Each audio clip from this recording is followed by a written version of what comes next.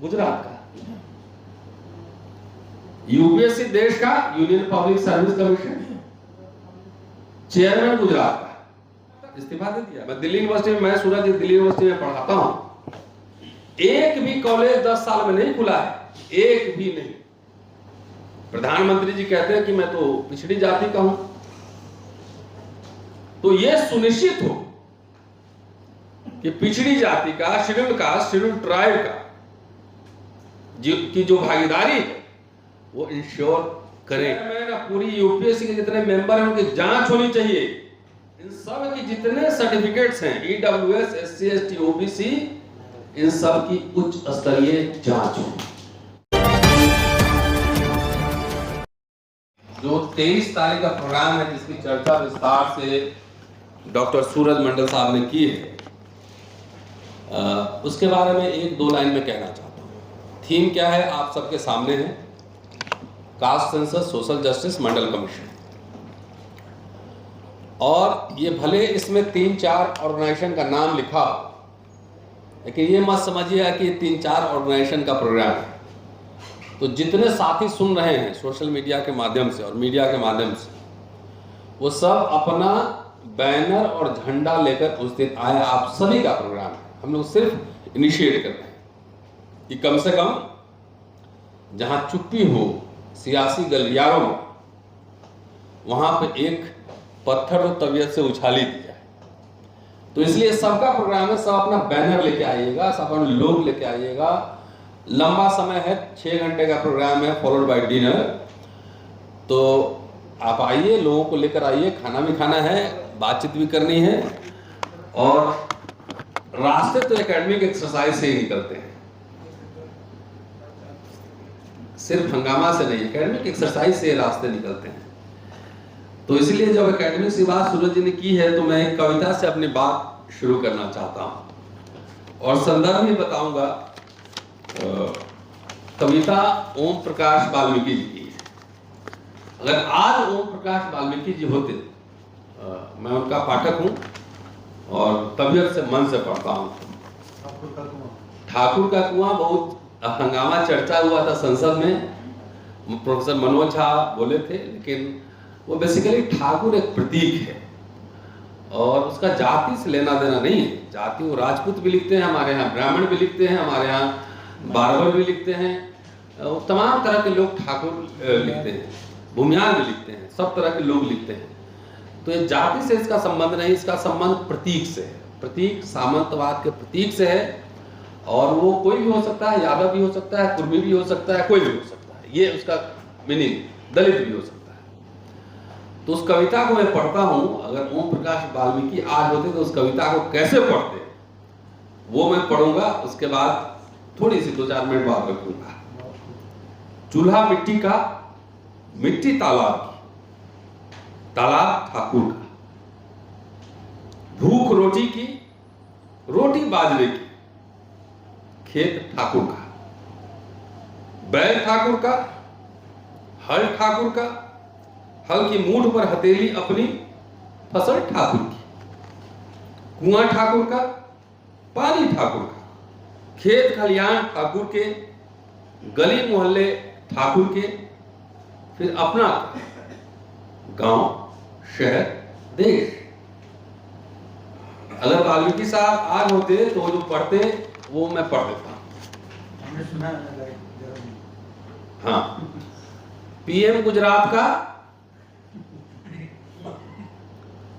HM Gujarat का, home minister, prime minister Gujarat का, pool Bihar का, ठेकेदार गुजरात का, बिल्डर गुजरात का, अंबानी गुजरात का, अडानी गुजरात का, नीरव गुजरात का, मेहुल गुजरात का, नीट जिसकी चर्चा सूरज जी ने की, देश का, एनटीए गुजरात का, यूपीएससी देश का, union public service commission chairman Gujarat का, इस्तीफा दे दिया, मनोज सोनी इस्तीफा दे दिया, आप लेट है न्यूज में। भेल देश का डायरेक्टर गुजरात का। कुछ तो रिश्ता है, ये रिश्ता क्या कहलाता है ये समझने की जरूरत है। और जो वाल्मीकि साहब अंतिम लाइन कहते हैं, ये अपना क्या, गांव शहर देश, तो मैं उसमें एक वर्ड और जोड़ देता हूं कि अपना तो सड़क है।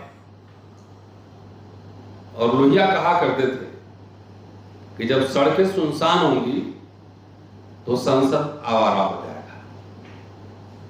अब नेता लोग भी थक गए होंगे, वो थोड़ा रेस्ट ले रहे हो, थोड़ा सा रेस्ट हमने भी लिया। तो हमारा काम सड़क पे रहना है, सड़कें हम सुनसान नहीं होने देंगे। और जब सड़कें सुनसान नहीं होंगी तो कई आंदोलन हम लोगों ने लड़े हैं, आप सबने देखा है, और जीते भी। तो संसद को आवारा भी नहीं होने देना है। देश के नागरिक होने के नाते ये हमारी पहली जिम्मेदारी है कि पब्लिक जो है वो ऊंट की तरह होती है। अगर हाथी बेलगाम हो जाए तो उसका कान पकड़ के टाइट कर देना है। इस इलेक्शन में थोड़ा बहुत हो गया है, 400 पार नहीं हुआ, 240 पे अटक गया, तो पब्लिक ने ऊंट का काम किया है, कान पकड़ के टाइट कर दिया है। मोदी साहब आए हैं, जैसे वो कहीं पे मत्था टेकते हैं मुझे डर लगने लगता है। संसद में मत्था टेके थे, आते आते पता लगा संसद ही बदल दी। चुनाव में चर्चा हो रही थी, बीजेपी के नेता ही कह रहे थे कि 400 पार इसलिए चाहिए कि संविधान बदलना है। ये हम लोग थोड़ी कह रहे हैं। बीजेपी के नेता अयोध्या में लल्लू सिंह अयोध्या है, तो पब्लिक ने समझ लिया कि भाई संविधान बदलेंगे तो चलो इनको थोड़ा सा कंट्रोल कर दें। मंत्रालय का जो पूरा फॉर्मेशन हुआ है, हमने देखा है तकरीबन 47 SC ST OBC के मिनिस्टर्स हैं। कितने इफेक्टिव होंगे, एजेंडा पे कितने बोलेंगे। जो एजेंडा हमारा है कास्ट सेंसस सोशल जस्टिस मंडल कमीशन, कितने बोलेंगे मैं नहीं जानता। अगर बोलेंगे तो अच्छी बात है, हम लोग बुलाएंगे, उनको लंच भी कराएंगे, डिनर भी कराएंगे, लेकिन एक बार बोल तो दें। गोपीनाथ मुंडे साहब बोले थे एक बार कास्ट सेंसस पर, और वो दिवंगत हैं। तो कितना बोलेंगे मैं नहीं जानता, लेकिन संसद में जो सवाल है, जो बुनियादी सवाल है, वो सवाल विपक्षी दलों ने उठाया था संविधान का। और प्राइमरली मैं कह रहा हूं, जो इंडिया अलायंस को जो लीड कर रहे थे वो राहुल गांधी लीड कर रहे थे। और उन्होंने सवाल उठाया था संविधान की रक्षा का, आरक्षण का और कास्ट सेंसस का। ये 3 प्रमुख मुद्दे थे। संसाधनों में भागीदारी, हिस्सेदारी का सवाल इलेक्शन में उन्होंने उठाया था। As a ambition social justice होने के नाते हम ये अपेक्षा करेंगे कि इस बजट सेशन में ये सवाल को गंभीरता से उठाएं और जितने विपक्षी दल के नेता हैं इस पर बोले। एजुकेशन का बजट क्या होगा, शेड्यूल कास्ट शेड्यूल ट्राइब के स्पेशल कंपोनेंट का क्या मसला है। विश्वविद्यालय तो एक भी नहीं खुले अब तक। मैं दिल्ली यूनिवर्सिटी में, मैं सूरज दिल्ली यूनिवर्सिटी में पढ़ाता हूं, एक भी कॉलेज 10 साल में नहीं खुला है, एक भी नहीं। प्रधानमंत्री जी कहते हैं कि मैं तो पिछड़ी जाति का हूं। तो यह सुनिश्चित हो कि पिछड़ी जाति का, शेड्यूल कास्ट, शेड्यूल ट्राइब का की जो भागीदारी है वो इंश्योर करें। और ऑपोजिशन से हम तो बोलेंगे ही बोलेंगे कॉन्स्टिट्यूशन क्लब में, लेकिन ऑपोजिशन के नेताओं से ये अपेक्षा होगी कि इन मुद्दों पर सरकार को संसद में घेरे, हम लोग तो सड़क पर घेरेंगे। तरह तरह के मायने। अभी यूपीएससी के चेयरमैन साहब रिजाइन कर चुके हैं। कास्ट सर्टिफिकेट, विकलांग सर्टिफिकेट, ये सब घपले सामने आ चुके हैं। सब आ रहा है, सब छन छन के आ रहा है। कोई मिश्रा जी उनकी बेटी IPS बन गई कास्ट सर्टिफिकेट बना के, हैं? एक उधर महाराष्ट्र में भी है, ट्रेनिंग IAS ऑफिसर है पूजा, तो वो भी आ गई, अब सामने दिख रहा है। ये चेयरमैन साहब, जैसे हम लोगों ने उस समय डिमांड की थी कि जो इलेक्शन कमीशन के एक मेंबर ने रिजाइन किया था बगैर कारण बताए, इस सब की जांच होनी चाहिए। चेयरमैन और पूरी UPSC के जितने मेंबर हैं उनकी जांच होनी चाहिए। कास्ट सर्टिफिकेट में schedule caste, schedule tribe, backward का हक मार के कौन हकमारी कर रहे हैं। और मैं तो ये भी कह रहा हूं कि EWS में जितने सर्टिफिकेट आ रहे हैं उसकी प्रॉपर CBI इंक्वायरी होनी चाहिए, चाहे यूनिवर्सिटी में हो चाहे UPSC में हो। क्योंकि हमारी समझ है कि सुदामा का जो है हक जो है परशुराम खा रहा है, सुदामा का हक परशुराम खा रहा है। इन सब की जितने सर्टिफिकेट्स हैं EWS, SC, ST, OBC, इन सब की उच्च स्तरीय जांच हो। अभी मामला नीट का सुप्रीम कोर्ट में है, परसों हियरिंग है। ये कम से कम जस्टिस होता नहीं, दिखता भी नजर आना चाहिए।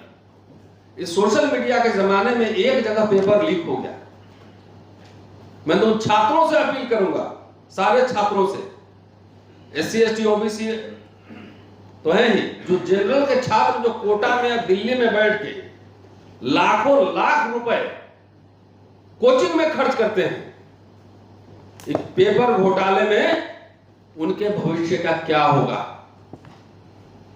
चाहे वो ब्राह्मण हो, चाहे ठाकुर हो, वैष्णव हो, कोई।